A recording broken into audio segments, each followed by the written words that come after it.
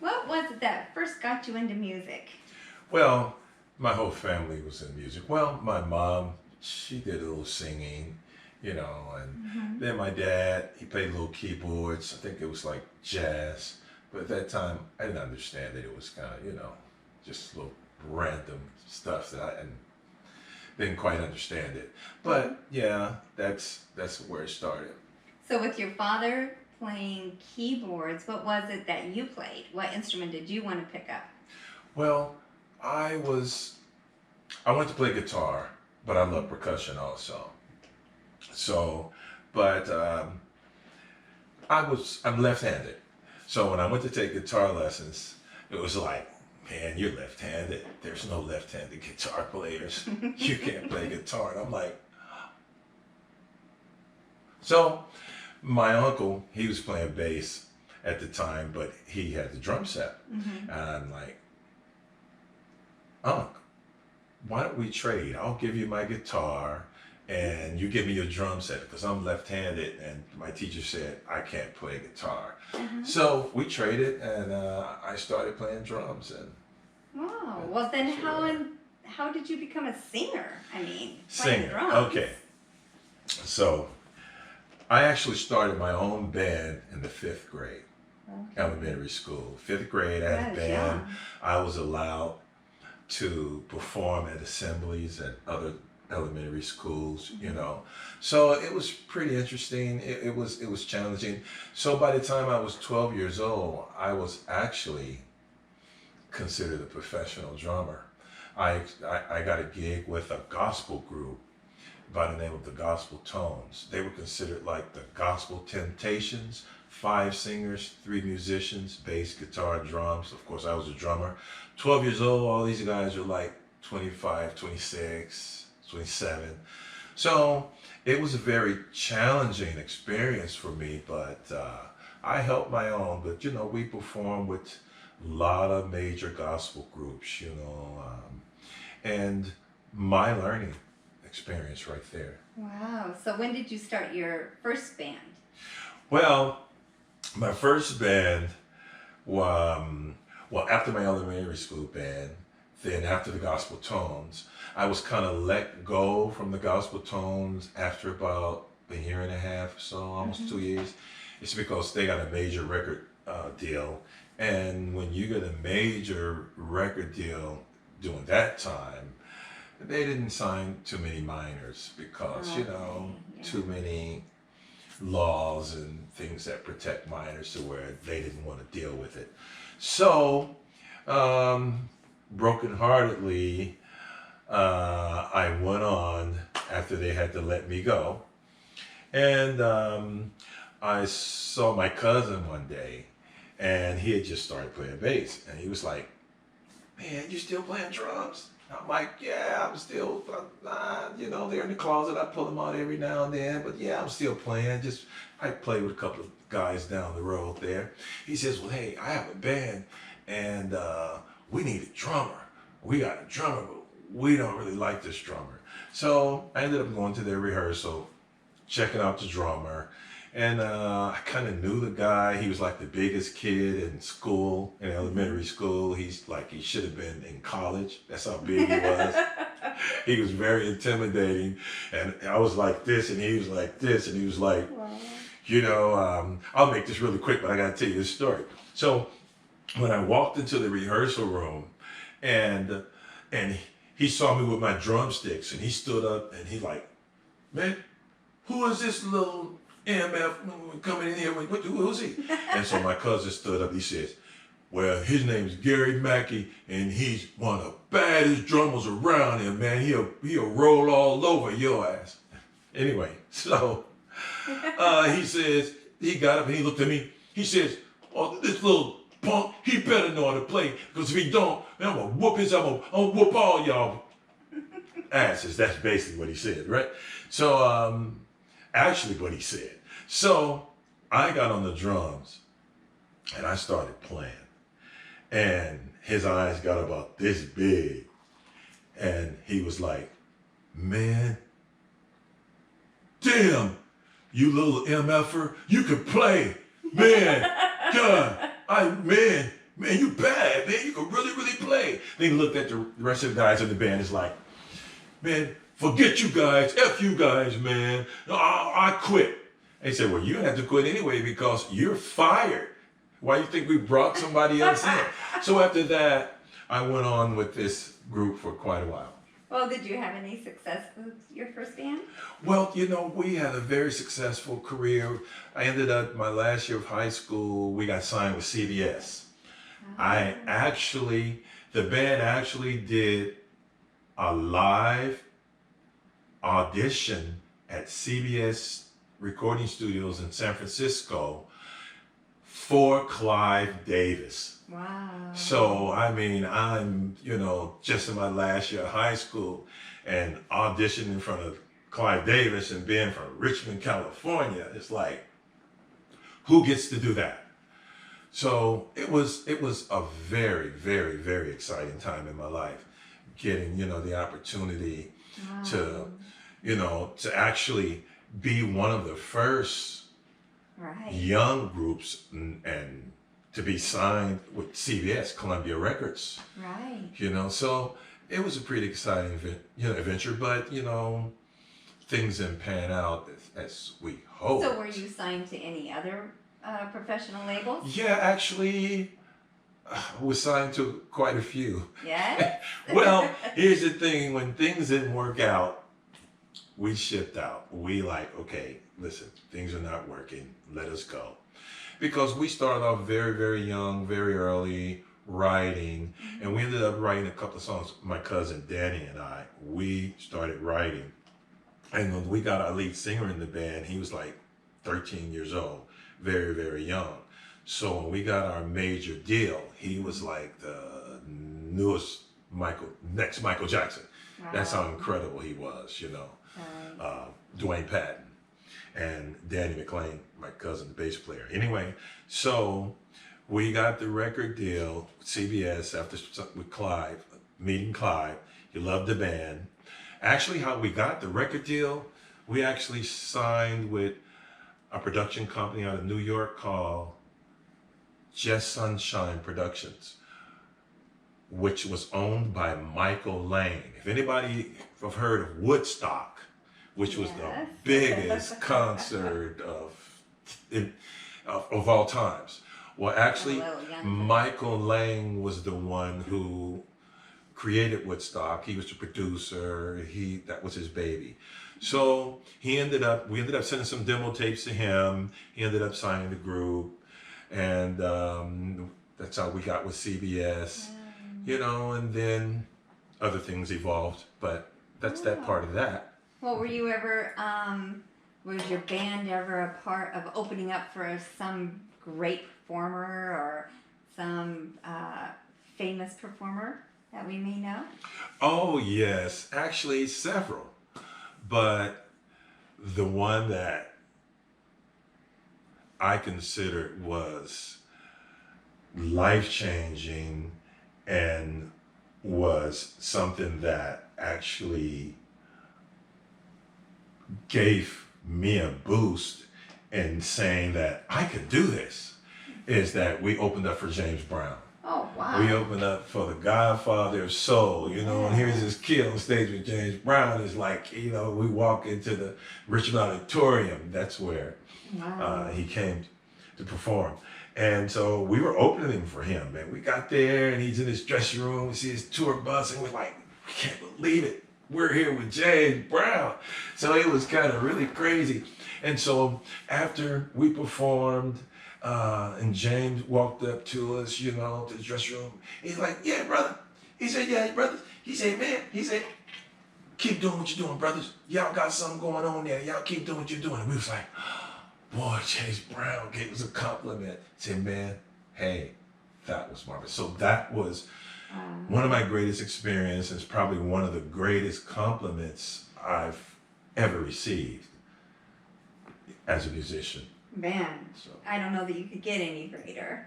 That's for sure. Oh, no. It makes me feel like putting my shades on. Oh, there you go. JB, I think it made me feel cool about it, I know so, you did. No, but so what kind of a singer would you classify yourself as? Well, definitely, I'm a soul singer, you know. I sing from this thing right here, which they call the heart. And that's where I started from listening to great singers like Donny Hathaway. When I was in high school and I sung in the a cappella band, I used to be one of the lead singers. And one of my favorite songs to sing was Where is the Love by Donny Hathaway and Roberta Flack. So Donny Hathaway, Marvin Gaye, those were people that were very, very instrumental to me creating my voice and my craft. And okay, and I won't forget the Temptations, you know, Dennis Edwards, and the raunchiness, the soul. Plus, with the gospel band, there was a couple of singers that had that. So I navigated to that raunchy, that hard, that soulful type of, you know, vocal style. Wow. Yeah. So have you ever participated yourself in any kind of like music competitions? And if you have, did you Oh win yeah, any our band. prizes? Yes, we did. We participated in a contest called the Budweiser Oh, Superfest. yeah. And what Budweiser went around and did, they went around the whole United States Mm-hmm. and they picked groups to, well, actually they look for writers and artists to submit songs and that they were going to place them with a record deal, right? Uh-huh. So we joined, we submitted songs the first time, and out of about 400 songs submitted, we submitted 4 songs and our songs came up one back to back from 1 to 4. So we ended up winning that year. Wow. So we won like some equipment, you know, guitars and amps and stuff like that. And then we were actually put in some sort of drawing to get the record deal if we win the whole national thing. So it didn't happen. We didn't win. But during this time was a really trying time for the band. Is right after we lost that situation there where we didn't go to the next level. Right. We ended up signing with Perfection Light and Narada Michael Walden. If anybody knows Stacy Lattisaw, Whitney Houston's first hit records, then you know Michael Walden. He was a very incredible producer. So we signed with his production company and we were assigned the producer who happened to be Randy Jackson from American Idol. Oh, really? Way before his American Idol career, even Yeah. actually before he was signed, before he started playing bass with Journey. Wow. So we worked with Randy, and we didn't particularly like Randy's production style because we were doing the production and we were like, well, Randy, what should we do different? What should we do this? And he didn't have any kind of input. So we went back to the production manager and we was like, we got to have Michael Walden producing us or we're out because Randy, that's not doing anything for us, you know. Right. Still love you, Randy, you know what I mean? Even though when you got with CBS, you know, you wouldn't listen to any of my material, but I still love you anyway. But anyway, so yeah, we kind of X'd that situation because we didn't like the production. And Michael said, well, no, I'm busy. And I gave you guys Randy. And we said, well, no, okay, we'll just rather remain on our own.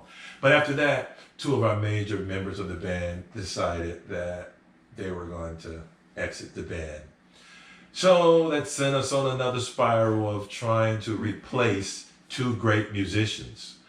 So, you know, that was really challenging, but we believed in what we were doing and we ended up finding a couple other guys who were just as great.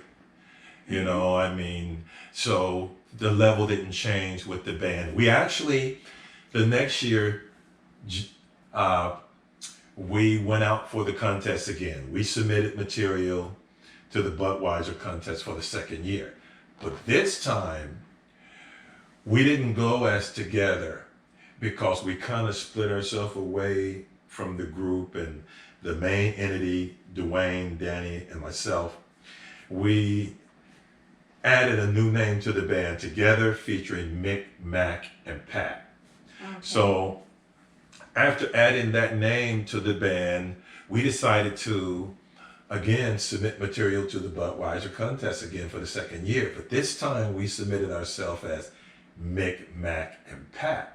Right. Because we felt like if we go in as together, they're going to say, well, no, even though if they're good, they got good material, they won last year. Let's give someone else a chance. Right. But we went as Mick, Mac, and Pat, and ironically, we won again that year. Wow. But again, we did not move on to the next level. Wow. So that was kind of, Heartbreaking. Yeah, heartbreaking. Yeah, kind of. It kind of, put us in a situation to where like, now what's next? Right. But we kept our spirits up. We worked hard. We always rehearsed every day. 11 o'clock at morning to 7 o'clock at night. Wow. Because we were dedicated. Yeah. Definitely dedicated. Well, speaking of challenges, because you said that you had some challenges during this time, well, what do you feel that the internet has brought in with the music business? I mean, do you feel like that has changed the music business in any way? Oh, shape, definitely. We're in a different business now. I don't know if we would call it the music business or if we would call it the I can't even find words for it. I just look at today's industry as like what they did with a record company. They, instead of a building, they put a dumpster. Just imagine a big dumpster they put out in the city downtown, and they threw all this music inside this dumpster. The reason why I say that, I'm calling it a dumpster because in order for a record label or any record executive to listen to your music, it had to be solicited, meaning that it had to be given to them by somebody of stature, somebody who had already maybe presented a hit group already, somebody was big in the business, meaning that you just can't send a tape to them in the mail and get a record deal. That's called unsolicited material. So it had to be brought in by someone. So that's what made things kind of more difficult, So why did you picture a dumpster then? Well, I picture the dumpsters because with the internet now, music is not solicited. Mm-hmm. There's nobody listening to it before it gets to you or gets to me. So, I mean, anybody can make anything and go throw it out there into this, and I say into this dumpster. Now, there's great music in that dumpster, but everybody's music is in that dumpster. So what you have to do is dumpster dive to find good music. You got to jump inside that dumpster and you got to dig and you got to dig and dig and find that really, really great stuff. Okay, so that we're not digging and trying to find that great stuff. Tell us about your new album that's coming out. Oh, well, then maybe you don't have to dig any longer. This is what I'm saying. Been digging. No, but really though, my new album, I'm really excited about it. It's been a long time coming. I've been planning it for a while, but, I've been producing a lot of other people too, a lot of other acts. So I'm going to be releasing a lot of music on my label, not just my album. But I'm excited about my album just because it's overdue. Yes, it is. It's something that I probably, should have done a while ago, but, it's never too late. I'm still here, That's right. and we're still listening. Amen. So,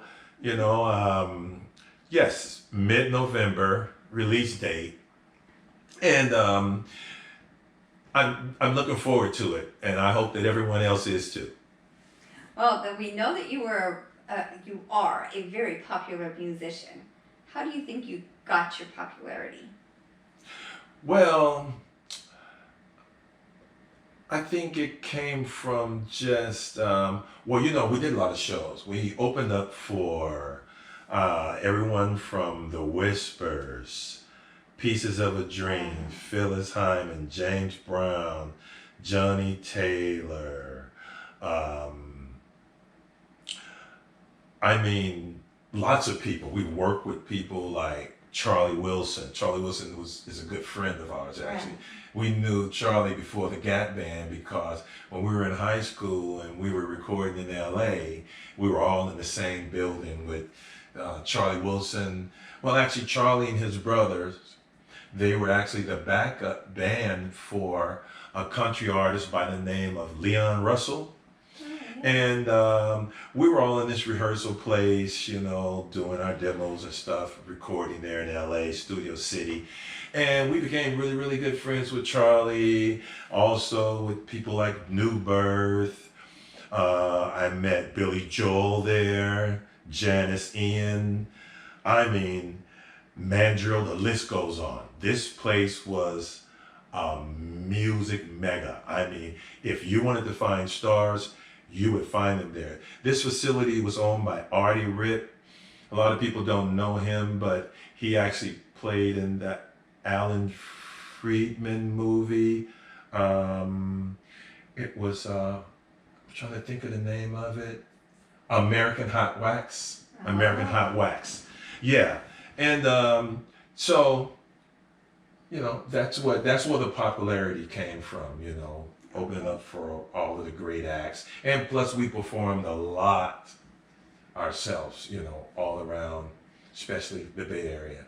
Wow. So tell me, is there anybody now today that you couldn't wait to get in a room with and collaborate with? Who would be that one person who would you love to just sit down and work with? Well, yeah, of course it would have to be someone living, right? I guess so. Well, I could collaborate with a great record. This is true. I usually do that a lot. Yeah. But if I had to pick a person, I think that it would be someone like Charlie Wilson, of course. I love you, Charlie, bruh. Bruno Mars. And I can't think of many others. For the style of music, R&B music that I'm into, there's not many, artists that. So, if you could give one bit of advice to the musicians out there right now that are struggling today, what would be that advice you would give to them? Well, probably the same advice that was given to me. Just don't stop. There's no losers in this game, just quitters. Because eventually you hone your talent enough, you'll get there. You'll happen. It will happen. It's a different industry now. So you got social networking here and, all of the different ones that's out there, so if you're doing great music, or good music, then it'll eventually happen for you, but doesn't happen for everybody, won't happen for everybody. But if you persevere and you have something unique about yourself, then the possibilities are there. So are there anything that you would like to say to your fans before we leave this interview? All right, fans. Yeah, I know you guys are out there. You know, I talk to all of you on Facebook, Instagram, and Messenger, and all of that. Hey, my music is coming out, so just give me a fair shot. Stream me, check me out. You know, my website's newrhymerecords.com, short nrrecords.com. So visit me, sign up. You know, of course, you know, you can wait till the music, but you know, I will have some pre-sale stuff going on out there. So if you like, you know, check me out. You know, I know a lot of you, and you know, hey, if you love my music, just check it out. That's all. Will you be having some promotional items that you'll be giving out? Oh yes, I'll be giving out some promotional items. You mean if they buy one of my? How about that? Well, you know, yeah. Okay, I'm gonna put my glasses on now because I have to put my shades on. Listen, I'll be giving away stuff like what I will be giving away as a promotional item. I have some live together band stuff. A lot of people know my band, the Together Band. I have some unheard live performances that are dope. They're dope. And I'm going to be putting them out there. But this is what I'm going to do. If you at least just go make a donation, buy a single, I'm going to give you a free album of live stuff from the Together Band. Oh, that's smoking stuff. Wonderful. You know, you might even hear yourself in the audience or what have you. You know, but yeah, I'll be giving away some promotional stuff like that. Also, I'll be releasing an album on the Together Band featuring Mick, Mac, and Pat. Unheard of stuff that was recorded while we were signed with Holland, Georgia Holland. We haven't talked about that yet, right? No, we did not. Yeah. Part 2. Yeah, we'll have a part 2 on that. We'll talk about being signed 5 years with one of the greatest renowned writer producers of our times. These guys wrote 100 #1 songs. Wow. And we were signed with them for 5 years. And it's an interesting story, but we don't have time to talk about that right now. But I'll give you some of that later. Well, G Mackey, thank you so much for coming by today and letting us interview you and sharing with the audience. Thank you for joining us. New Rhyme Records, newrhymerecords.com. Check us out. 2. New Rhyme. G Mac, Relationship Files. Check it out. You might find yourself in one of them songs. I'm sure you will. Peace.